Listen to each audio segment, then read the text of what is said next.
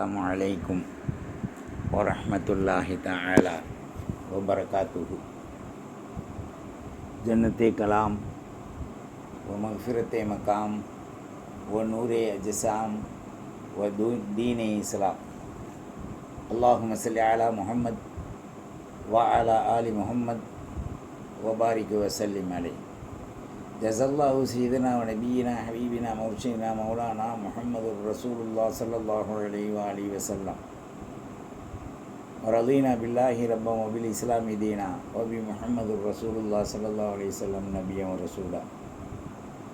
Amma ba'd, a'udzu billahi as-sami'il alim minash shaitanir rajim bi fadli bismillahir rahmanir rahim. Wa dhkuru rabbaka min nafsika tadarruan wa khufya تضرعا وخيفة ودون الجهر من القول بالغدو والآصال ولا تكن من الغافلين. وقال النبي صلى الله عليه وآله وسلم مثل الذي يذكر ربه والذي لا يذكر ربه مثل الحي الذي والميت. وقال أيضا ألا أنبئكم بخير أعمالكم وأزكاها عند مليككم وأرفعها في درجاتكم وخير لكم من إنفاق الذهب الورق وخير لكم من أن تلقوا عدوا فتضربوه فأعناقهم ويضربوا أعناقهم. சர்வ புகழும் சக்தி வாய்ந்த ஹக்குல் ஆலமீன் ரப்புல் இஸ்ஸா ஒருவனுக்கே உரித்தாகுக. சாந்தியும் சமாதான கருணையும் ஈருலக சர்தார் சையதுல் காயினாத் முஹம்மதுர் ரசூலுல்லாஹ் ஸல்லல்லாஹு அலைஹி வ ஆலிஹி வஸஹ்பி வஸல்லம் அன்னாரின் மீதும் பரிசுத்த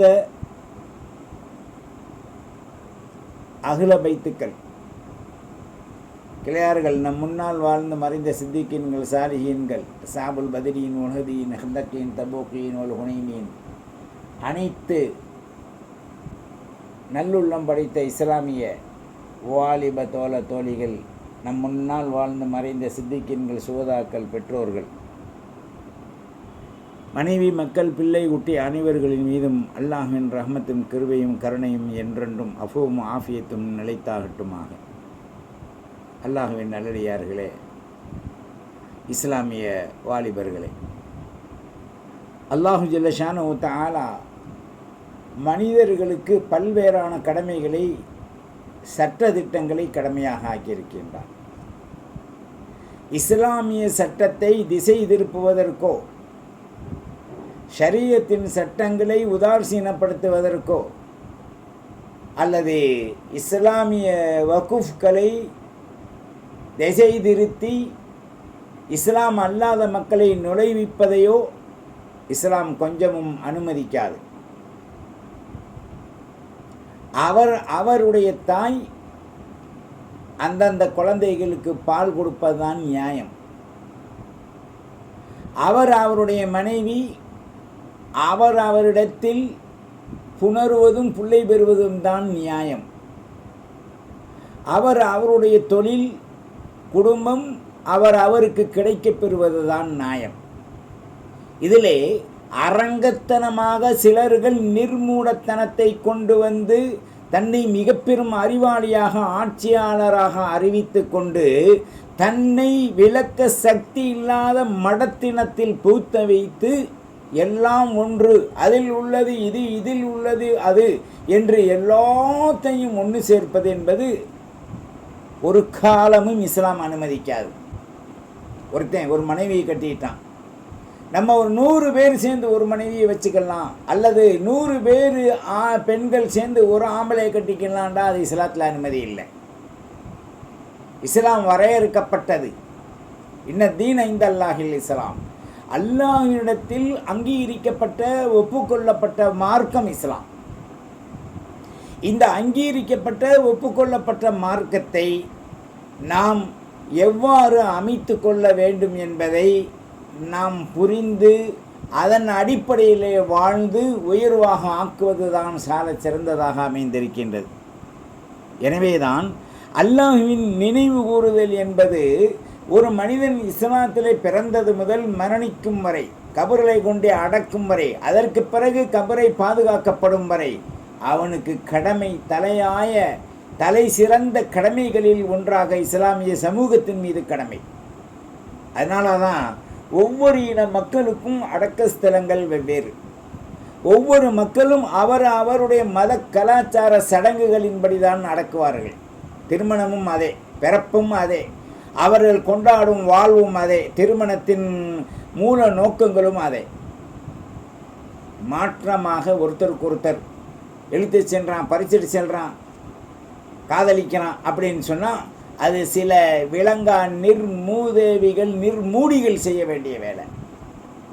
மதம் விட்டு மதம், மார்க்கம் விட்டு மார்க்கம், வழி விட்டு வழி, தவறான நிலைகளிலே வாழ்வது என்பது எப்படி வேண்டாலும் வாழ்ந்து கொள்ளலாம் என்பது இல்லை. ஒரு குரங்கு எடுத்துக்கங்க, தன்னுடைய குரங்கு இனத்தை தவிர, தன்னுடைய புருஷனை தவிர யாருக்கும் அது குண்டியே காமிக்காது. இன்றைக்கு காசுக்காக, காசு இருந்தால் எதை வேண்டாலும் தின்றலாம், சுருக்கமாக நஜீச வேண்டாலும் தின்றலாம்னு சொல்லக்கூடிய அளவிற்கு எல்லா வழிகளிலேயும் மார்க்கங்களிலேயும் தவறானவர்கள் நிறைந்து விட்டார்கள். அவர்களுக்கு ஆடம்பரம் தேவை, அவர்களுக்கு சொகுசா வாழணும், ட்ரெஸ் உடுத்தணும். படிக்க போகிறவர்களிருந்து படிப்பு என்பதை ஒழுக்கத்துக்காக, அந்த ஒழுக்கத்திலிருந்தே சீர்கேடுகள் ஆரம்பித்து விடும். கவர்மெண்ட் வேலைக்கு செல்வது ஒன்று சம்பாத்தியத்திற்காக, மற்றொன்று நம்முடைய நாட்டின் நலன்களை கருதி சுயமாக நல்ல முறையில் வேலை செய்வதற்காக. அங்கேயும் லஞ்சங்கள் தலைவிரித்து ஆடுது, அநியாயங்கள், அழிச்சாட்டியங்கள், தப்புக்கள் நடந்து கொண்டு. அப்போ இதையெல்லாம் தட்டி கேட்க வேண்டும் என்ற அவசியம் ஒன்று இருந்தாலும் கூட அவரவருக்கு மனசாட்சி என்று ஒன்று செயல்பட வேண்டும். அந்த மனசாட்சியின் அமைப்பிலே கவர்மெண்ட் வேலைக்கு செல்லக்கூடியவர்கள், வாக்குறுதி எடுத்து செல்லக்கூடியவர்கள், அரசாட்சியிலே அரசாங்கத்திலே வாக்கு கொடுத்து உட்காரக்கூடியவர்கள், கால் புணர்ச்சியின் மத துவேஷங்களை, மதங்களை பிரித்து நம்ம காலுக்கடியில் கொண்டு வருவோம் என்று நினைப்பது ஒரு கொடூரமான மிருகத்தை விட கேடுகட்ட நிலை என்பதை அவர்கள் புரிந்து ஆட்சிக்கு வர வேண்டும். எப்படி வேண்டாலும் வாழலாம், 5 வருஷம்தான். ஆனால் அதற்கு பிறகு எத்தனை ஆட்சிகள் இன்னைக்கு கலைக்கப்பட்டு கொண்டிருக்கு. சூழ்ச்சிகளாலும் தீய செயல்களாலும் மக்களுக்கு நல்லது செய்யாமல் 10 ஆண்டு 20 ஆண்டு 15 ஆண்டு நாங்கள் ஆட்சி நீதமாக ஃபோர்ஜரியில் தான் ஒருத்தன் வர முடியும். நீதமான ஆட்சி 5 வருஷத்துக்கு மேலே இருந்துச்சுன்னு சொன்னால் அது நல்லது மக்களுக்கு செஞ்சால் தான் அந்த ஆட்சி மக்களால் தேர்ந்தெடுக்கப்பட்டு ஒரு அன்பால் அது வளர்க்கப்படும். இது ஜபர்தஸ்தினால, பணத்தினால, கொள்ளையடித்ததன் காரணமாக, அதை தனக்கு சாதகமானவர்களுக்கு விட்டு கொடுப்பதன் மூலமாக, பொதுவாக பணம் என்பதும் வீடு என்பதும், இந்தியாவில் நாங்கள் வீடு தர்றோன்றான், அறிவிப்புத்தான் செய்கிறான், எவனும் வீட்டில் குடியிருந்ததாக இல்லை. எத்தனையோ நபர்கள் வசதி இருந்து ஏழையாகி கஷ்டப்பட்டு இன்றைக்கும் வாடகை கொடுக்க முடியாமல் துடித்து கொண்டிருக்கக்கூடிய நேரத்தில் கட்சி பாகுபாடிலே தான் வீடுகள் வழங்கப்படுகின்றது. ஏண்டா வாக்குறுதி கொடுத்து வர்றீங்க, சரளமாக எல்லாத்துக்கும், யாருக்கு ஊடு இல்லையோ உண்மையில் அலசி ஆராய்ந்து, இடம் இல்லையோ அலசி ஆராய்ந்து அவங்களுக்கு கொடுவே நேரம் வந்து இதில் வீணா போன வேலுக்கு ஆஃபீஸர் இருக்கலாம், அவனை அனுப்பி அவனுக்கு வேண்டியவனுக்காக கொடுத்து, யாரெல்லாம் பல் சிரிக்கிறாங்களோ அந்த பெண்களுக்கும் ஆண்களுக்கும் கொடுத்துக்கிட்டு தான் இப்படி இன்னைக்கு வேலைகள் நடந்து கொண்டிருக்கு. நல்லா சிந்திக்கணும். சமூகத்தில் அன்றும் இன்றும் என்றும் ரொம்ப யாரிடத்திலும் உதவி கேட்க முடியாத கஷ்டத்தில் இருக்கக்கூடிய, உழலக்கூடிய தாய்மார்கள், தந்தைமார்கள், சகோதர சகோதரிகள், சகோதரர்கள் வேலை இல்லாமல் திண்டாட்டத்தில் இன்றைக்கும் இருந்து கொண்டு தான் இருக்காங்க. எந்த ஆட்சி வந்தாலும் அது வாய் ஜவுடாலில் தான் போய் அடையுது. வா, ஒரு வேலையை கொடு, அந்த வேலை பூர்த்தி ஆயிடுச்சுன்னா அடுத்தது என்ன செய்வோன்னு பாரு, அதுக்கடுத்தது என்ன செய்வோன்னு பாரு, நீ சும்மாவே தர வேணாம். இந்த இலவசம் என்பதெல்லாம் இலவெடுத்த வேலை. இலவை தூக்கிட்டு அங்கே இருக்கவங்களுக்கெல்லாம் சோத்தை போட்ட கலந்து தான் அது. சோறும் ஒரு பொங்கலில் வேட்டியும் துணிமணியும் கரும்பும் 1000 2000 ரூபாயும் அல்லது எண்ணெய்களும் பொரிப்பதற்கு சில வஸ்துக்களும் கொடுப்பதன் காரணால் மக்களுடைய பஞ்சங்கள் நீங்கி விடாது. அது ஒரு நாள் அந்த ஒரு வேலைக்கு கூட உதகாது. ஆண்களா அதுக்கு தகுந்த வேலை கொடு, பெண்களா வேலை கேட்குறாங்களா அதுக்கு தகுந்த வேலையை கொடு. பெண்களை கொண்டு ஆண்கள்கிட்ட மாற்ற விட்டு, ஆண்களை கொண்டு பெண்கள்கிட்ட விட்டு அவனுக்கு அடிபலியா அவங்கள போட்டு விரட்டி விரட்டி விரட்டி பொய்யா அவங்கள பற்றி எழுதி அந்த வேலையிலிருந்தே தூக்க வச்சிடுறானுங்க. ஏண்டா நமக்கு மனைவி மக்கள் இருக்குது, புள்ள குட்டி இருக்குது, தாய் தக சகோதர சகோதரிகள் இருக்குன்னு பார்க்க வேணாம். கொஞ்சம் தோல் வெள்ளையும் வெள்ளையுமா வச்சு பூ வச்சுக்கிட்டு கொஞ்சம் ட்ரெஸ்ஸை சுத்தபத்தமாக போயிட்டு கொஞ்சம் வாசமாக போயிட்டா சரி. கீழே இருந்து பூனேயிலேருந்து கவர்மெண்ட்டில் வேலை செய்கிற பூனேயிலேருந்து எலி வரைக்கும் திரும்பி திரும்பி பார்க்குது. ஏன் அதுதான் நம்ம வீட்டில் இருக்க. அப்படி என்ன நிலாப்புறம் மாதிரி, நட்சத்திரங்கள் மாதிரி, ஸ்டார் மாதிரி அப்படியே இருக்குது. ஸ்டார்கள்ன்றான். ஸ்டார்டா என்ன? பல இடங்களில் போய் வந்தது.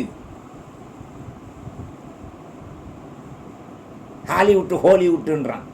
பல இடங்களில் விளையாண்டது. அதுதான் அதுக்குரிய அர்த்தம். நீ நல்லா சிந்திச்சின்னா உனக்கு விளங்கும். அறிவு ஆற்றல் இருந்தால் பாரு. படிக்க வைக்கணும், படிப்பில் ஒழுக்கம் வரணும். கீழேருந்து மேலே வரைக்கும் லெஞ்சம், படிப்பில் பிரிவு. மார்க்கு கம்மியாக இருந்தால் ஸ்கூலில் சேர்க்கிறதே இல்லை. மார்க்கு கம்மியாக இருந்தால் கண்டிப்பாக முதல்ல அவனை தான் சேர்க்கணும். அவன் தான் நல்ல ஒழுக்கத்தோடு வருவான். இன்றைக்கி பிள்ளைய சேட்டை செய்கிறான் அப்படின்னு சொல்லி அவனை நம்ம ஒதுக்கிடக்கூடாது. இன்றைக்கி சேட்டை செய்கிறவன் தான் நாளைக்கு வந்து முதல்வராக வருவான். சின்ன பிள்ளையில சேட்டை செஞ்சியடா, அது அறியாத பருவன்டா, அறிவை இழந்த மடப்பயலுக்கு பிறந்தவளை. ஒரு ஆணோ பெண்ணும் சிறு வயசில் விளாண்டுருச்சு, எதிர்த்து பேச்சு, அல்லது ஒரு தாங்க முடியாத நிலைகள் வந்துச்சு, குமுறி கேட்டுச்சு அப்படின்னு சொன்னால் தப்பு இருந்தால் கேட்க தான் செய்வாங்க. பொறுத்துக்கிறணும். தட்டி கேட்கும் தன்மை யாரிடத்தில் இருக்கின்றதோ அவரிடத்தில் தான் நீதம் இருக்கும். பல்லை காண்பித்து சிரித்து கொண்டு இடுப்பை காட்டக்கூடிய ஆண்களும், மண்டையை சொரிந்து கொண்டு பெண்ணுக்கு பின்னால் இருக்கக்கூடிய ஆண்களும் பெண்களும் ஒரு காலம் உண்மையை தட்டி கேட்க முடியாது. உண்மையா அடிபடி, பொய்யா ஆமாம் நாங்கள் செஞ்சுட்டோம் சொல்லிட்டோம் மன்னிச்சுக்காங்க இனிமேல் செய்ய மாட்டோம் ஒத்துக்க, அடுத்தது விட்டுரு. 3 ட்ரிப்பு மன்னிக்கலாம். 4வது ட்ரிப்பு கழுத்தாக கொடுத்து அவனை வந்து விளக்க மாத்தால அடித்து வெளியே தள்ளிடணும். அவன் எவ்வளோ பெரிய அதிகாரியாக இருந்தாலும் சரி. அதிகாரத்தினால் தன் தவறை மறைக்க முயலும் குள்ள நெறிகள் காட்டு புலிகளால் வேட்டையாடப்படும். சிங்கத்தை போய் குண்டியை கடித்து இழுத்துறதில் செத்த நேரத்தில் காட்டுப்புலின்று அது என்ன, அது ஒரு நாய் இனம். அதே போன்று தான் இன்றைக்கு மனித சமூகங்கள் சென்று கொண்டிருக்கு. இறையின் நினைவாற்றல்கள் இல்லை. அதற்கு காரணம் கடமைகளை நன்றாக செய்வதில்லை. அல்லாஹு அக்பர், லா ஹவ்ல வலா குவத்த இல்லா பில்லா மாஷா அல்லாஹ்.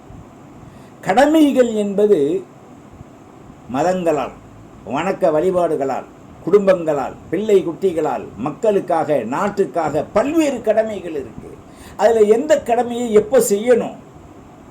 சும்மா ஆண்டுக்கு ஒரு முறை கொடியரசு நடத்திட்டா, ஆண்டுக்கு ஒரு முறை நம்ம ஆட்சியை நடத்திட்டு வென்றுட்டா நாம் சரியாகிட முடியுமா?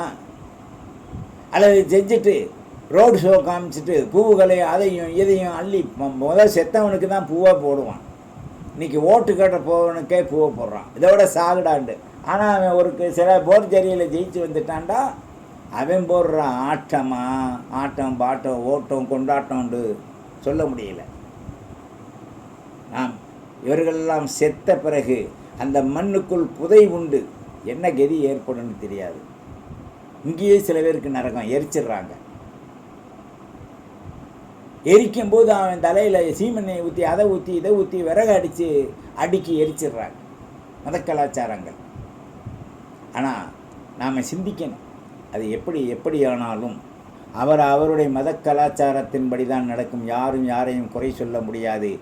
தெய்வீக கடமை என்பது சில கடமை இருக்கு, தெய்வங்களுக்கு செய்ய வேண்டிய கடமை. இஸ்லாம், முஸ்லீம், முஸ்தஸ்லீம், அல்லாவுக்கு செய்ய வேண்டிய கடமை, அல்லாஹ் சொன்ன ஆற்றல், நபிகள் சொன்ன வழிமுறை, இதை எவனாலும் மாற்ற முடியாது. இஸ்லாமிய சட்டத்தை, ஷரியத்தின் திட்டத்தை எவனாவது மாற்ற முயர்ந்தால் ஹத்தடி தான் அவனுக்கு. நாங்கள் ஆட்சி நடத்தின அப்படித்தான் செஞ்சிருவோம், எல்லாத்தையும் மாற்றுவோம், பள்ளிவாசல்களையெல்லாம் இடிப்போம், வக்குப்புகளையெல்லாம் மாற்றுவோம், வக்குப்பில் இஸ்லாம் அல்லாதவர்களை கொண்டு வந்து விடுவோம்னு சொன்னால் உன் பெத்த தாயிட்ட உன் தந்தை மட்டும்தான் படுக்க முடியும்.